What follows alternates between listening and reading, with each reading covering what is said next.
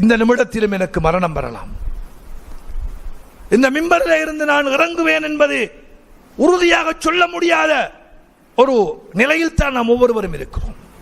அடுத்த நிமிடம் அது எனக்குரியதில் அல்லாஹ் தந்தாலே ஒழிய எந்த நிமிடமும் என்னுடைய உயிரை அந்த ரப்புல் ஆலமீன் பறித்து விடலாம். அந்த உயிர் பிரிகிற போது என் நிலை என்னவாக இருக்கும் என்பதுதான் இங்கு நாம் சிந்திக்க வேண்டிய விஷயம்.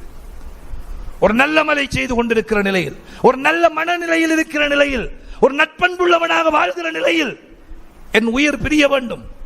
எனவே அடிக்கடி அதான் ரசூல் ஸல்லல்லாஹு அலைஹி வஸல்லம் சொன்னார்கள், அதிகம் உங்களுடைய ஆசைகளை ஆசாபாசங்களை துண்டித்து சுக்குநூறாக்கி விடக்கூடிய இந்த மரணத்தை நீங்கள் அதிகமாக நினைத்து பாருங்கள். சஹாபாக்கள் அப்படித்தான் இருந்தார்கள். அந்தர்த்துக்கு முன்னார் அல்லாஹ்வுடைய தூதர் சொல்வார்கள், நரகை உங்களுக்கு எச்சரிக்கிறேன். மாலை மாலையாக கண்ணீர் வடிக்கக்கூடியவர்களாகத்தான் சஹாபாக்கள் இருந்தார்கள்.